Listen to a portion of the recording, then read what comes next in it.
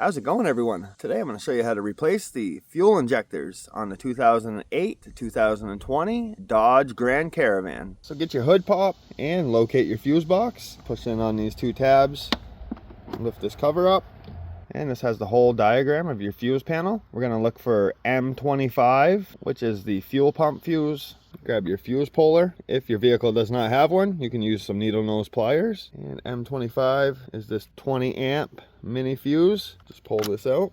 So the whole reason we pulled that out is so we can relieve the fuel pressure in the fuel lines before we get started. Now we'll jump in the vehicle and start it up. The engine may run for a couple seconds and then die, and then we'll crank it over for 3 to 5 more seconds just to clear everything else out.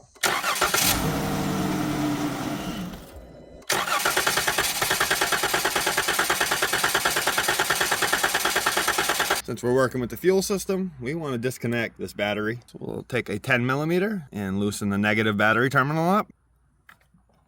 And just lift this off and set it down to the side. Now we need to remove this engine cover. It's just held down by some rubber grommets. You can just lift up on it. Next, you can pull this hose off. You may need to twist it back and forth just to break it loose. And the other side of that hose pulls off right here. And we can remove that. So now we can take an 8mm socket and loosen this clamp and this second clamp. So we can remove this intake tubing. Sometimes these tubes get stuck on there, so you can twist them a little bit and then pull them straight back. And we'll do the same to this side. Can disconnect this sensor. There's just a little tab on this side. You push in, pull it straight back. And now we need to disconnect the throttle body connector. There is a lock on it. If you use a pick or a small flathead screwdriver, you can just push this red tab back, which releases it. And now with that red clip pushed back, you can stick your pick right underneath in there and it'll lift that tab up. You can just pull your connector straight back. Pull this off, and we can disconnect the map sensor. There's a lock on this as well, and then you can push down on the red lock, which will release the connector. Pull it straight back. This is just a push clip. Pull this straight out,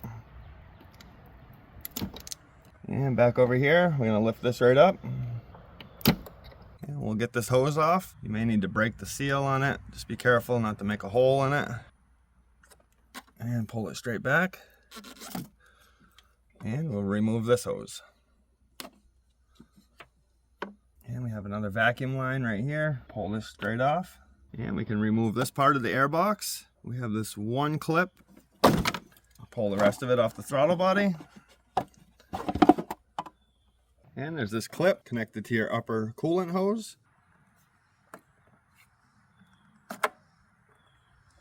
Pull your coolant hose out.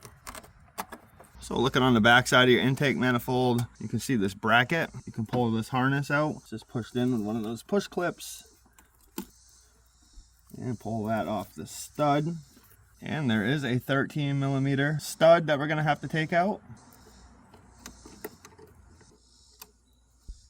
And there's two 10mm nuts we need to remove. The first one's here, and the second one's located right over here beneath this part.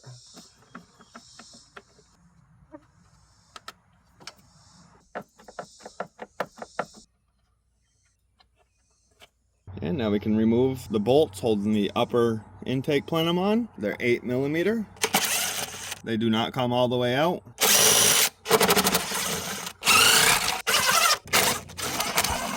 And now from both sides, grab the upper plenum and lift it straight up. Before we do anything else, you want to make sure you cover all 6 of these holes up.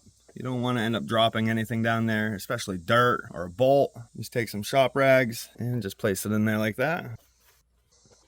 So now that we have the intake manifold off, we can start working on disconnecting the connectors to these fuel injectors. There is locks on these. You can take a pick and pull that red clip back. And in front of that red clip, there is a tab that pushes down. Push that down, pull your connector straight back. You can see that black part, that is the piece you're going to push down once you pull this red clip back. And we'll do that to all 6 of these. And if your lock pulls all the way out like this, that's no problem. You can just slide it back in. Just don't push it all the way down or else you'll lock it. And just to get these out of the way, you can pull these right out. Just grab it and spin it while you pull up. And we'll disconnect these 3. And same thing with these. Just rotate and pull. You can disconnect this fuel line. You can turn this a little bit. You can see these 2 green tabs. Push in on both of those. Then pull your fuel line straight back. You're going to have a little bit of fuel that drips down. And now we can remove these 4 T30 bolts holding both these fuel rails in place. Now starting from the front fuel rail, just slowly work these fuel injectors up. You're going to get fuel that still comes out. Just make sure you clean it all up.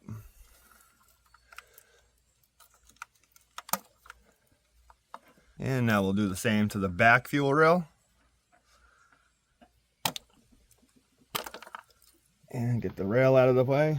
If any of these fell off, they're just the old O-rings that went to the old fuel injectors. To get your injectors out, just grab it and wiggle it back and forth while pulling up. And they'll pop right out. If you can't get a good grip on it, you can grab some pliers and do the same thing. And you can see that O-ring did not come off because it's stuck inside of there. And this is when you're going to want to use your pick and get that old O-ring out of there.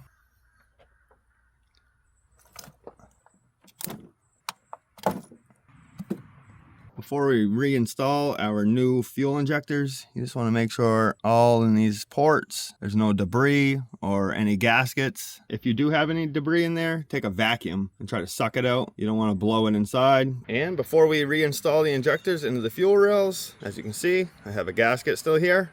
Make sure all those gaskets are out. And now you're good to grab your new injector. Just apply a little bit of motor oil or gas to this rubber O-ring so it slides in here a lot easier, and have your connectors facing out.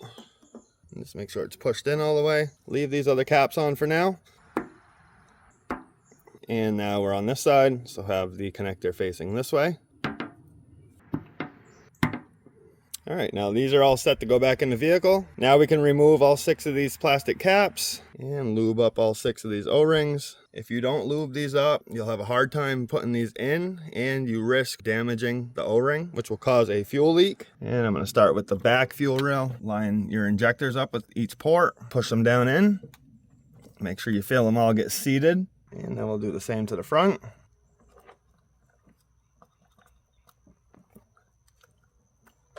Reinstall these 4 bolts. And we'll torque these to 62 inch-pounds. And reconnect your fuel line. Align this green clip with these little slots. And just push it. Make sure it clipped in. Just double check that it's on there good. And now we can plug our injectors back in. Push it on, make sure it's locked in, and then push this red clip back down. And push these clips back in. And do the same to this side.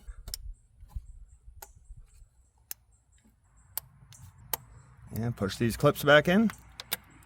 And before we reinstall the upper intake manifold, we want to check for fuel leaks. So we'll come back over to the fuse panel, plug in this 20 amp fuse, and reconnect your negative.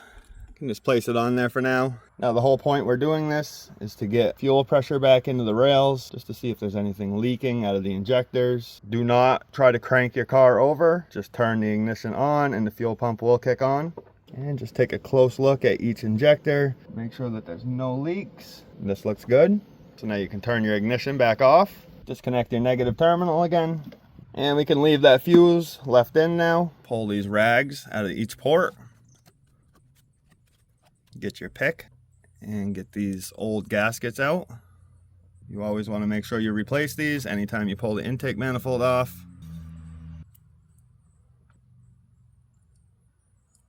And grab your new gaskets, lay those back in, push them down. And now we're good to reinstall the intake manifold. Slide it in And you can see these two studs. You need to get those in these holes first.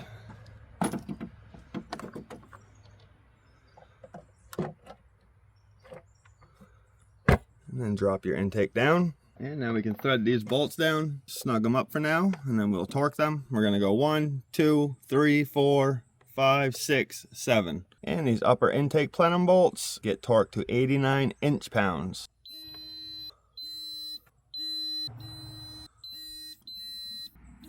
Reinstall the two nuts that go up front. And we'll just snug these up. Reinstall this 12mm stud. Once it's tight, give it like a quarter turn. This plastic clip, this gets pushed back onto that stud. And you can push this clip back through on this bracket. Reconnect this hose. And you have this other vacuum line back here on the back side of the intake. And you have this other line that connects right here. Now we can bring the harness up, reconnect this little clip onto this, plug your map sensor back in, and this clip goes right here just to hold the harness. This bigger connector is for your throttle body, and remember it has a lock that you need to push back in after. Grab your air box and slide that back here. Push it onto your throttle body. And line this clip up, push it down in the hole and push it down to lock it. Now you can take this last connector and plug it into your sensor. Just make sure it's locked in. Take your intake tubing, get it on this half. You can see it has this little spot that lines up right here. And now work this side on. The same thing, it has this little bump out that goes into this little notch. And we can tighten our two clamps up with an 8mm. And reinstall the coolant hose. And just push this clip back down. And we can take this last hose, push it onto the air box where it connects. And then finish connecting the other end right here. Grab your engine cover, and if you look underneath, it has these 4 points that line up with these studs.